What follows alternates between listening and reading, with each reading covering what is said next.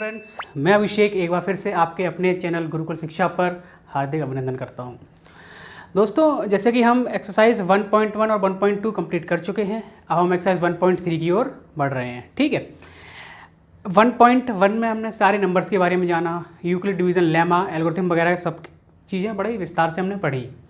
1.2 वो simple exercise थी, LCM और एचसीएफ पर हमने उस पर फोकस किया, कंप्लीट किया। अब हम बढ़ रहे हैं एक्सरसाइज 1.3, जिसमें से अक्सर बोर्ड में क्वेश्चन बनता रहा है और आगे बनते भी रहेंगे, क्योंकि ये जैसे क्वेश्चन लिखा हुआ है prove that root 5 is irrational, फिर आता है prove that root 2 is irrational, फिर आता है prove that root 3 is irrational. तो इस तरह के क्वेश्चन अक्सर एग्जाम में पूछे जाते रहे हैं। तो अब हम शुरू करने वाले हैं एक्सरसाइज 1.3। तो सबसे पहले तो हमें ये पता होना चाहिए रेशनल नंबर क्या होते हैं, रेशनल नंबर क्या होते हैं। तो जो फर्स्ट वीडियो मैंने अब आपको डाली है उसमें सारे नंबर्स के बारे में मैंने आपको बताया है। ठीक है, फिर भी हम एक फास्ट फॉरवर्ड में समझ लेते हैं। रेशनल नंबर की अगर हम बात करें तो रेशनल नंबर के बारे में हमने क्या पढ़ा था कि सर जो नंबर P/Q के फॉर्म में होते हैं और Q is not equals to 0।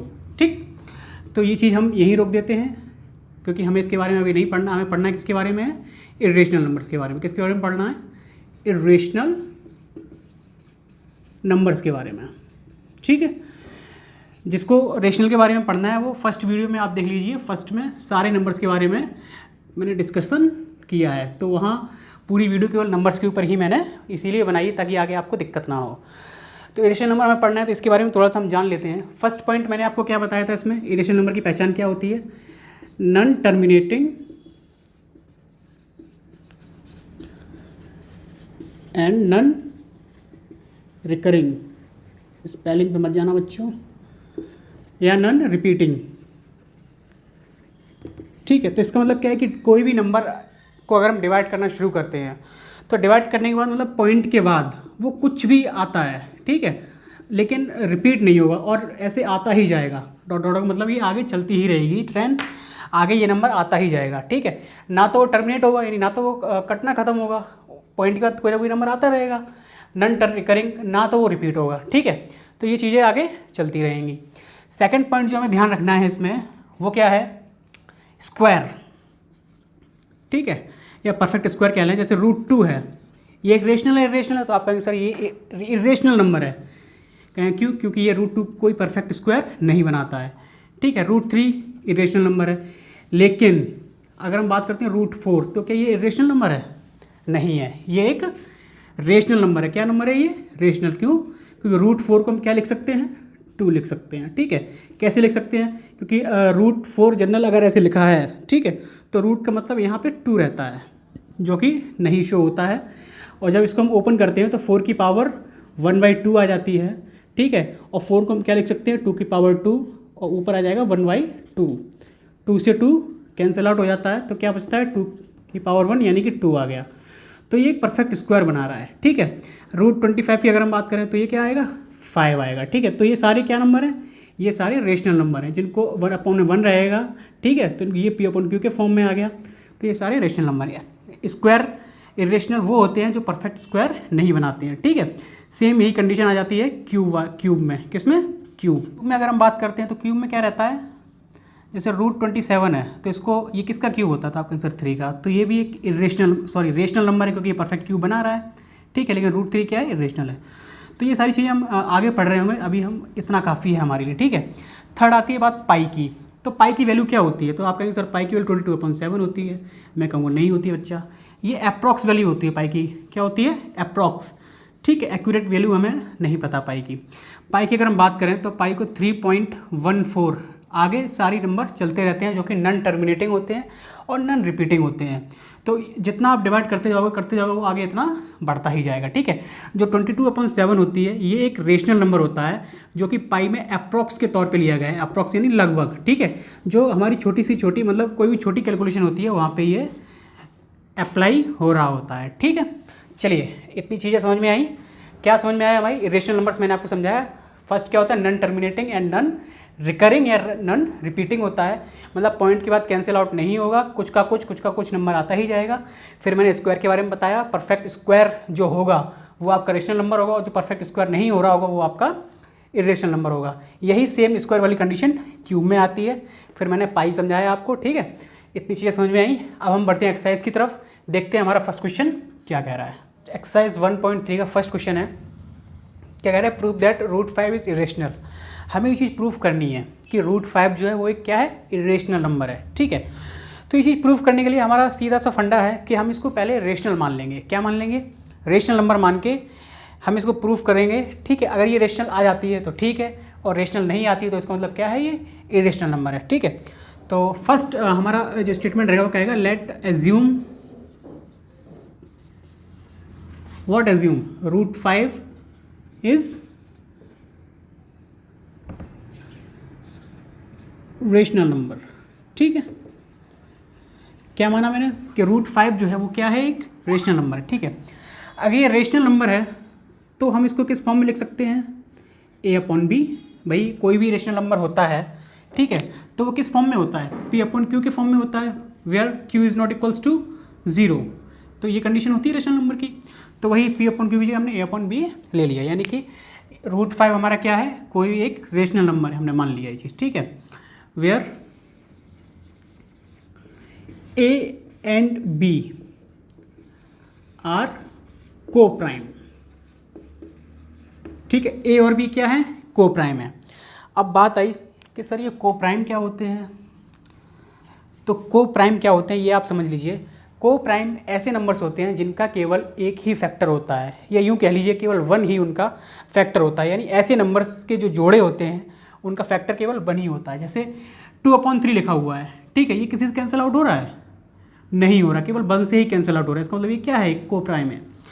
यहाँ पे अगर मैं लिख दिया 2/5 तो ये किसी से कैंसिल आउट हो रहा है, तो आप कहेंगे नहीं सर ये भी 1 से ही कैंसिल आउट, तो ये भी क्या हो गया, एक को प्राइम हो गया। अगर यहाँ 4/8 कर देते हैं, ये को प्राइम है क्या, तो आप कहेंगे सर ये को प्राइम नहीं हो सकता क्योंकि ये 2 से कैंसिल आउट हो रहा है, यानी किसी और 1 के अलावा इसका और भी एक फैक्टर है।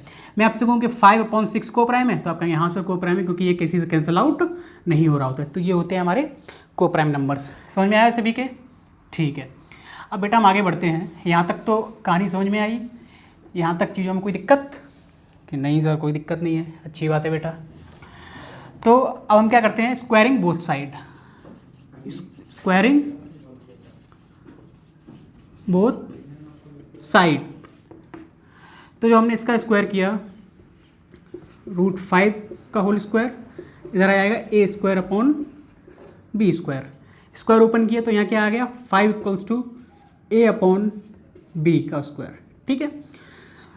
अगर इसको हम स्टैंडर्ड फॉर्म में लिखें तो यहाँ 1 होता है अपॉन में, और इक्वल्स टू के इधर अगर 2 डिजिट डिवाइड में होते हैं तो उनका क्रॉस मल्टीप्लिकेशन होता है, ठीक है। 5 का b में होगा, a² का 1 में होगा। तो a² का अगर 1 में होगा तो यहाँ a² आ गया, इधर 5b² आ गया, और b² इक्वल्स टू हमारा क्या आ गया, a²/5।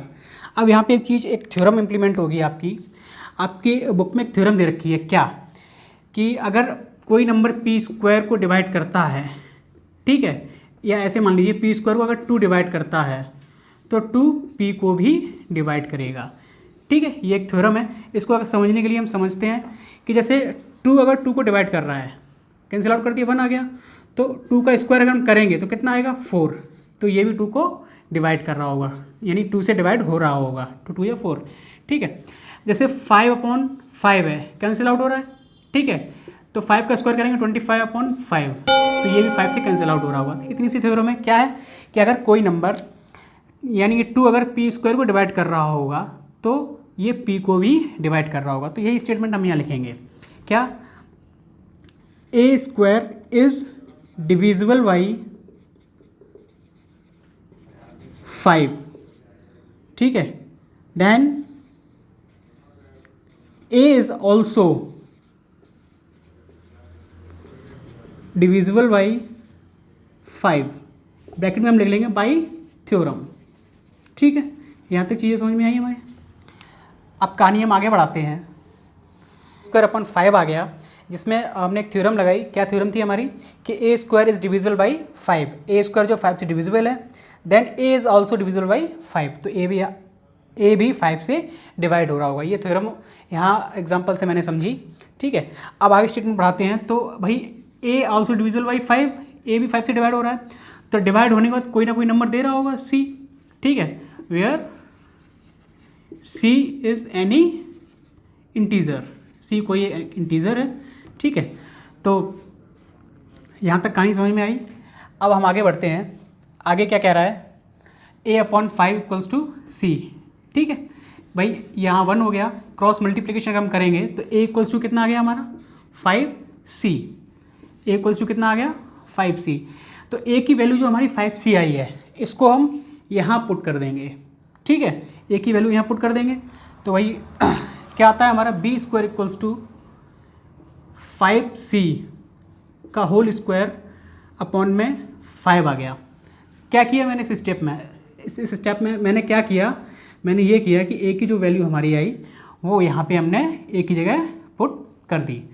तो क्या स्टेटमेंट बनी आ गई हमारी, b square equals to 25c square upon 5 ये कैंसिल आउट कर रहा होगा, ठीक है। तो क्या आया हमारा b square upon 5c square, is that clear.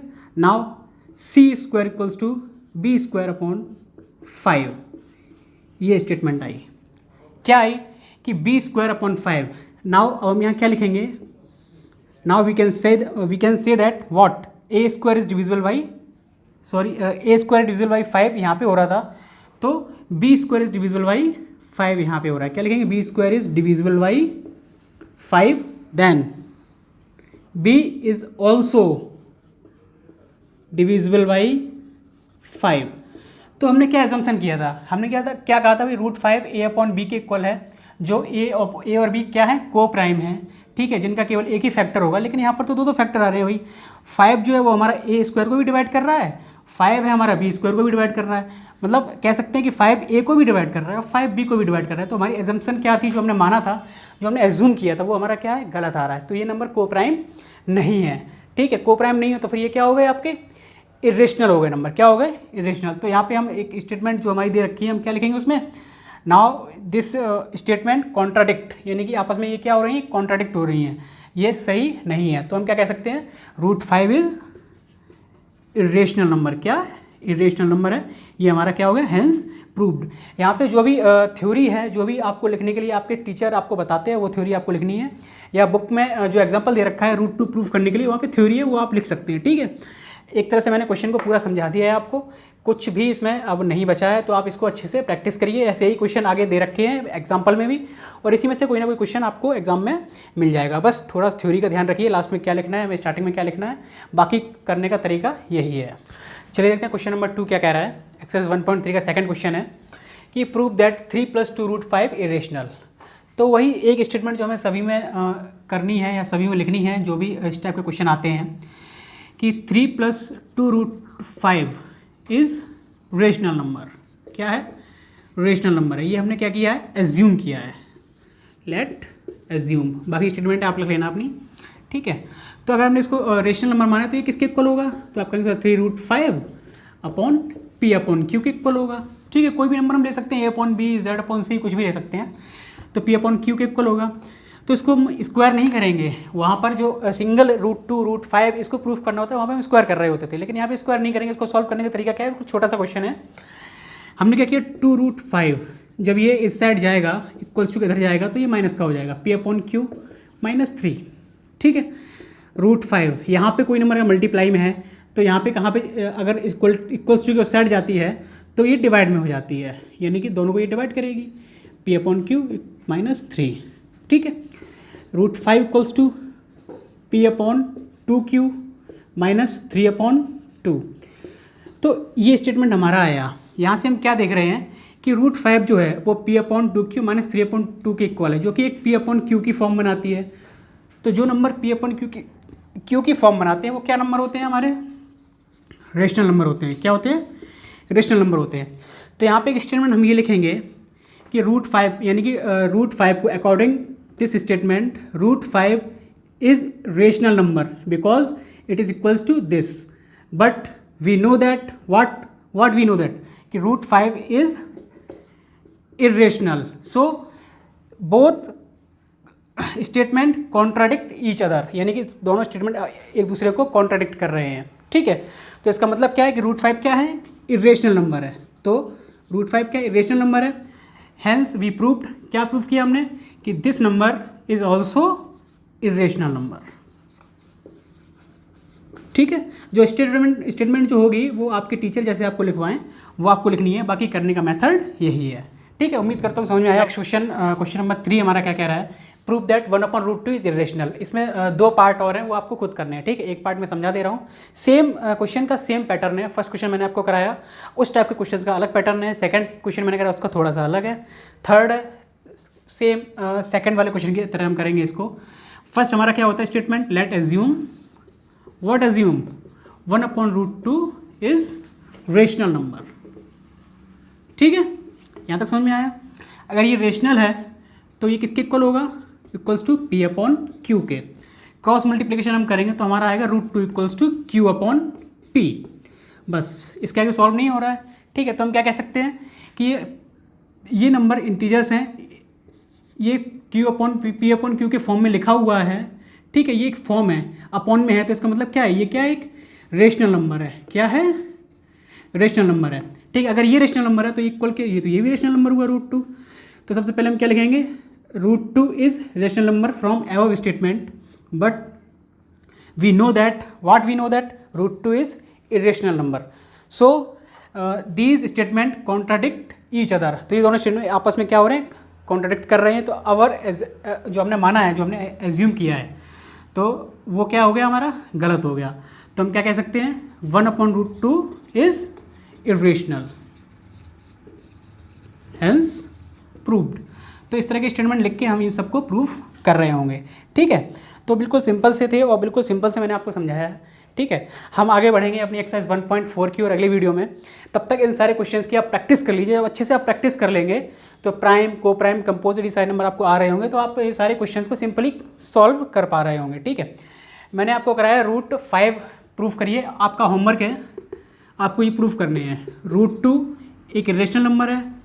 ठीक है, ये प्रूफ करना है। √3 एक इरेशनल नंबर है। ये 2 पार्ट हैं, ये आपको प्रूफ करने हैं। ठीक है, ये आपका होमवर्क है। ठीक, मिलते हैं हम अगली वीडियो में अगले एक्सरसाइज के साथ। तब तक चैनल को सब्सक्राइब, लाइक करना ना भूलें, और जो भी वीडियो आपके फ्रेंड्स को सहायता कर सकती है उसको फॉरवर्ड जरूर करें।